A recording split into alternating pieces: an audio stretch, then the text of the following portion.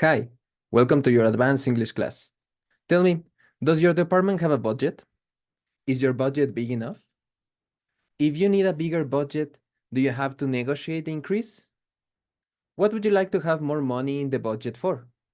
Think about that, and today, let's negotiate a budget increase. All right, let's start with some useful vocabulary. Tell me, if you want to change your budget, do you have to discuss it? Yes, right? Do you all have to agree on the changes? Do you sometimes have to adjust upwards or downwards the changes that you're asking? Yes, that means that you have to negotiate. You have to negotiate. Now tell me, if your receptionist goes on a 3-week vacation, will you hire someone to replace her permanently? No, right? Do you call an agency for a temporary replacement? Yes, you hire a temp. Right. Now tell me, when someone calls in sick, do you have to hire a temp immediately? Probably not, right? Do you try to get all the work done with fewer people? Yes. You try to make do with fewer people or with fewer employees. Now, finally, tell me, is it necessary sometimes to use the same budget for more expenses? Yes, right? Sometimes we need to stretch the budget. All right, now let's answer some questions using this vocabulary. Try to give complete answers so you can include the vocabulary in your answers. For example, if you run out of coffee, could you make do with tea? In my case, I say, no, I couldn't make do with tea. I need my morning coffee. Or maybe, yes, I could make do with tea, right? Now tell me, what's one way to stretch the budget? Maybe one way to stretch the budget is to reduce the unnecessary expenses. Or maybe a way to reduce the budget is not going out so much. All right, now tell me, the last month, did your company hire, sorry, not last month, did your company hire a temp for your last project? Did your company hire a temp for your last project? Now, in my case, no, my company didn't hire a temp for my last project. And the last question, do you negotiate constantly at work? Is it common for you to do this? In my case, no, I rarely negotiate at work, but sometimes I negotiate with my students. All right, let's continue practicing this and let's check a fragment of a negotiation over here. I have two women and they are negotiating a budget. Pay attention to the interaction and then let's answer some questions. Check. We need to talk about my staffing budget. How come? Come on, Nancy. You've seen how overworked we are. We need to hire at least one more person. Can't you make do with a temp? For a while, maybe, but not long term. I'm sorry, Rachel. I don't think I can stretch the budget that far at this time. All right. Now, using this information, answer my questions. Tell me, why does Rachel want to talk about her budget? That's right. She thinks they need to hire at least one more person. Now tell me, what does her boss suggest? Exactly. She suggests using or making do with a temp. Now tell me, is there enough money to hire a new staff member? No. Currently, they can't stretch the budget that far. Now, think about you and answer the next questions. Can you think of a time when you needed a bigger budget? What was the situation? What was the project or the purpose? Were you able to negotiate an increase? Why? Why not? What do you think that is necessary for a good negotiation? Probably you need good arguments. Let's check some type of arguments that we can use to support or to disapprove the idea. In this case, depends the part of the negotiation where you are at. Here we're going to check different sentences, different statements, and you need to tell me if these are arguments for, in favor, or against, contrary to my proposal, all right? So for example, due to budget constraints, I'm afraid we can't hire anyone right now. Is this an argument supporting or contradicting my idea? In this case, this is an argument against. It's impossible to hire more people. I'm afraid we can't hire anyone right now due to budget constraints. Let's check number 2. I know we can have a tight budget, but I know this would be money well spent. All right, this is an argument for. Here we are giving good ideas or good reasons why it's necessary or possible or a good idea to hire a new employee or to spend this money. Next one, number 3. We had a budget deficit last year, so we need to be conservative with spending this year. All right, we need to be conservative with spending this year.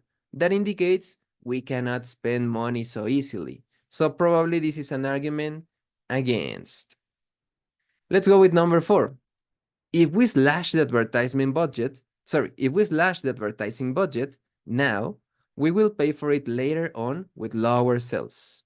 All right, so here we are giving a negative consequence if we don't invest in whatever we are, well, in this case, the advertising budget.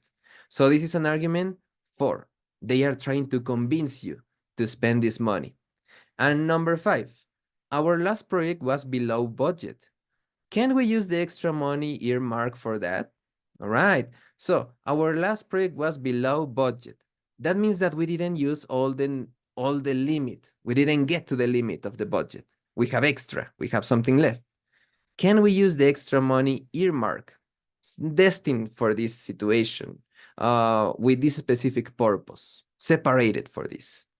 For that, right, so if we have extra money, is it not a good idea to use it? So this is an argument for. And finally, number 6, there is no room in the budget for a huge expenditure like that. All right, immediately we know that this is an argument against. There is no room in the budget. It's impossible to increase the budget. We don't have space. We don't have the money.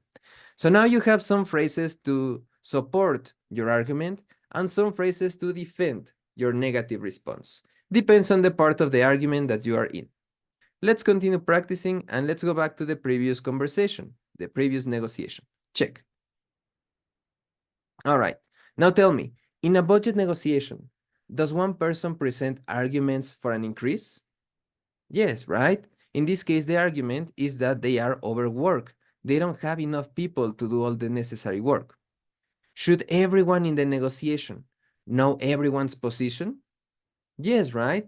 They need to know where everyone stands. It's necessary to know your position in this part of the negotiation. Are you for or against? Are you going to help me or are you trying to contradict my idea, fight against my idea? If you ask for too much in your budget negotiation, is it possible that you won't get any increase? Yes, right? You risk getting no increase. If you ask for too much money, maybe you risk getting no increase. And finally, tell me, if one department asks for a budget increase, is it possible that other departments will get a smaller budget? Yes, right? One department budget's increase may impact the other budgets in the other departments, right? Now that we practice more vocabulary, let's continue with the class and check some specific phrases that we can use during the negotiation. If your purpose is to move away from a contentious point, a contentious means that a point or an idea that can cause conflict or fighting. If you want to avoid this possible, delicate, sensible situation, then we can use these phrases. Well, let's talk about the company's objectives. You deviate the attention from the conflict to the important information, the company's objective. Let's look at our results from last year. You focus on facts. You stop the fight and you check information that cannot be modified. It's not an opinion, it's a fact. All right, these are phrases that you can use to move away from contentious points. Now, if you want to invite the other party, the other part, the other person, company, to make an offer, we can use these questions. So, what figure did you have in mind? Remember that figure is a quantity, a number. What number did you have in mind? So, what figure did you have in mind? Or, how much did you want to spend? You don't ask directly for the budget, but you are implying that you need that answer. You are inviting the other party to make an offer. Starting from that offer, you can negotiate. Now, if you want to avoid the personal and emphasize the group, these are some phrases that we can use. In what type of situations is this a good idea? To avoid conflict. When you want to state that is not about you, it's not your decision, it's not your opinion, but it's the best thing for the company. You emphasize the group, not you individually. For example, I just want what's the best, I just want what's best for this organization. I'm not thinking about me. I'm thinking about my company, my team, my organization. I just want what's best for this organization. We have to keep in mind the best interests of the company. Maybe an employee is asking for something not necessary or maybe irrational. So you have to remind this person to keep in mind the interest of the company. Because at the end of the day, they are employees working for common goals. So not individual goals. We need to emphasize the group. Another option, another situation that you can have in a negotiation is unrealistic expectations. Sometimes people want budgets that are not possible, or they want things that you cannot fulfill. In this case, you can use this type of phrases. It's my job to keep this company on target. What you're proposing just isn't possible at this time. Depending on different situations, in some cases, something can be completely impossible. Even if the reasons are good, are logical, are well sustained, maybe we cannot comply with that suggestion or with that budget for the moment. And finally, in some cases, you need to make concessions. You need to modify what you are asking or what you are giving. You need to make concessions, sorry. And we can use these phrases. We can live with that, but we'll have to rethink our plans. We can live with that. Okay, we accept it. It's not what I wanted, but it's okay. You are making a concession. If we see an increase in revenue, perhaps we can renegotiate later. Right, so I don't like your idea so much, but maybe if this works, we can do something about it in the future. Right, so you're making concessions. As part of every negotiation, sometimes both parts need to make concessions. Now, let's go to a final practice to put everything we checked together in this class. Now, think of a reason why your department, your team, your area might need a budget increase, and answer these 3 questions. What could you say to argue for the increase? Why is it necessary? Give your reasons. What might be the arguments against it? Be prepared for the reply. If they are going to tell you that it's not a good expenditure, that there is no time for your idea, that there is no money for your idea, what can you reply? What can be your answer?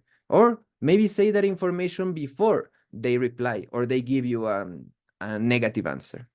And finally, negotiate the increase with your boss. So practice with this. Try to create something similar to my example. Check.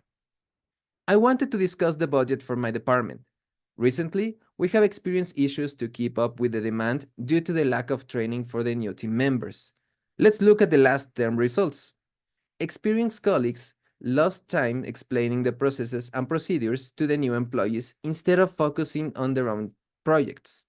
We have to keep in mind the company's best interests and invest in the training that will help us stay focused towards our goals. In this short negotiation, I am explaining the reasons of why I need more budget and what that is for, in this case, training.